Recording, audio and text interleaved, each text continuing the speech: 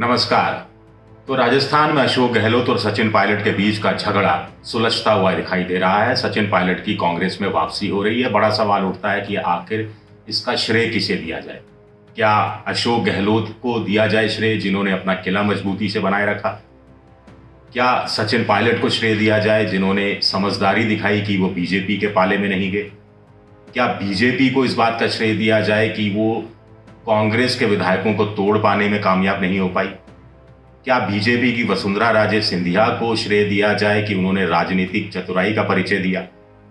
क्या कांग्रेस आला कमान को श्रेय दिया जाए कि शुरू में उन्होंने राजनीतिक निष्क्रियता दिखाई?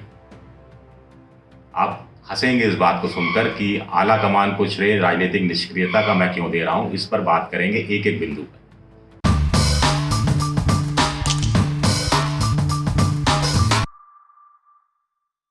सबसे पहले अशोक गहलोत की बात की जाए। अशोक गहलोत ने आक्रामक राजनीति की, सचिन पायलट पर ताबड़तोड़ हमले किए, सचिन पायलट के पक्ष में और विधायक नहीं जुटे इस बात की व्यवस्था की, मजबूत बाड़ेबंदी की, चाहे वो जयपुर के होटल के अंदर हो या फिर जैसलमेर ले जाने वाली बात हो, दोनों जगह उन्होंने मजबूत बाड़ेबंदी की। ईडी के छापे पड़े उनके सहयोगियों के यहाँ, उनके चहेतों के यहाँ, आयकर विभाग के छापे पड़े, इसके अलावा सीबीआई ने भी कुछ कार्रवाई की, लेकिन अशोक गहलोत टस से मस नहीं हुए। उनकी राजनीतिक चतुराई को और उनकी जादूगरी का लोहा मुझे लगता है कि सचिन पायलट को और प्रदेश की जनता को एक बार फिर मानना ही पड़ेगा। हाँ, फिर जब लचीले होने का टाइम आया तो वो लचीले भी हो गए। सचिन पायलट और उनके साथियों के खिलाफ जो राजद्रोह का मुकदमा था सचिन पायलट के खिलाफ खासतौर से, उसको वापस एसओजी ने ले लिया, जिसमें घालम-घाल था मुकदमे को लेकर। वो धाराएं थोड़ी हटाई गई, कुछ और हल्के होने के और माफ़ी मांगने पर छोड़ देने के संकेत दिए गए।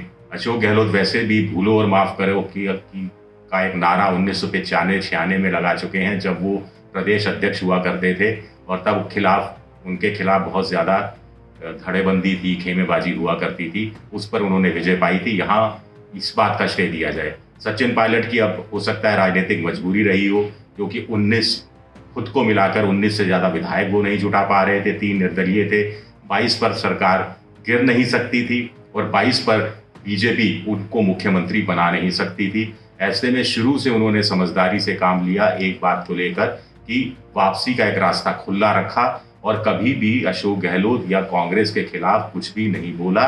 बीजेपी में नहीं जाएंगे ये बात शुरू से कहते रहे। तो उनकी जो वापसी का बड़ा आधार उनका खामोश रहना ही मुझे लगता है कि बना है। अब बीजेपी की बात करें तो बीजेपी ने पूरा जोर लगाया। अशोक गहलोत जैसा आरोप लगाते रहे कि 10 करोड़, फिर कहा 25 करोड़, फिर कहा 35 करोड़ एक एक विधायक के, फिर कहा अनलिमिटेड हो गया है मामला भाई। लेकिन बीजेपी एक भी कांग्रेस के विधायक को तोड़ नहीं पाई। दूसरी बात है कि जो सचिन के साथ 18 विधायक गए, उन्होंने भी बीजेपी में जाने से इनकार कर दिया।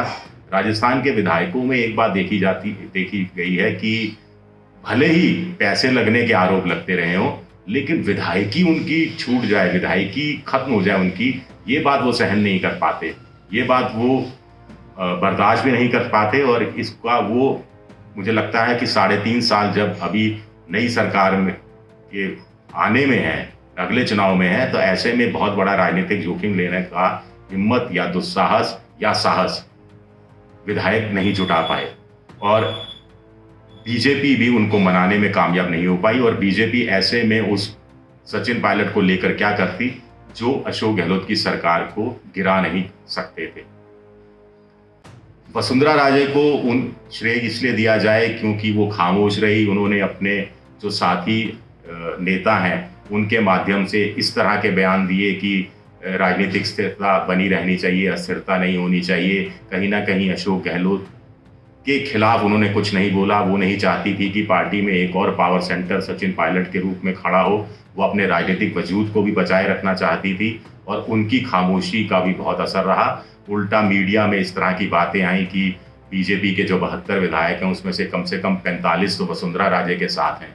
अगर दूसरी तरफ से टूट फूट हुई तो इस तरफ से भी टूट फूट हो सकती है। तो एक श्रेय सचिन पायलट की वापसी का वसुंधरा राजे को भी इस रूप में जाता है।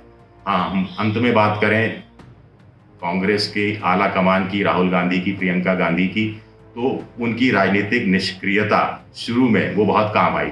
सब कुछ अशोक गहलोत पर सौंप दिया। अशोक गहलोत की आक्रामक नीति, जैसा मैं अभी पहले बता चुका, उसके कारण वो सचिन पायलट और उनके अन्य विधायक उनको घेरने में कामयाब रहे। एक लंबा समय मिला दोनों पक्षों को सोचने का, ये भी एक बड़ी बात रही।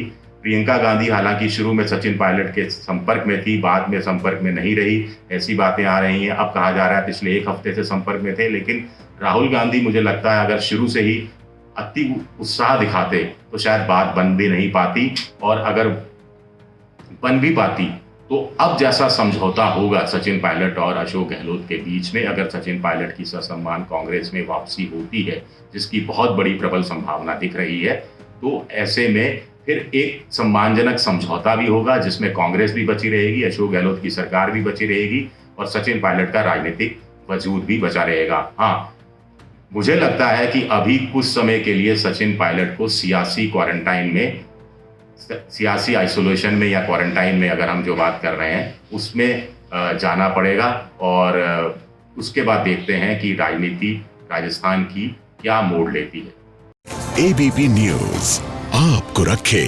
आगे।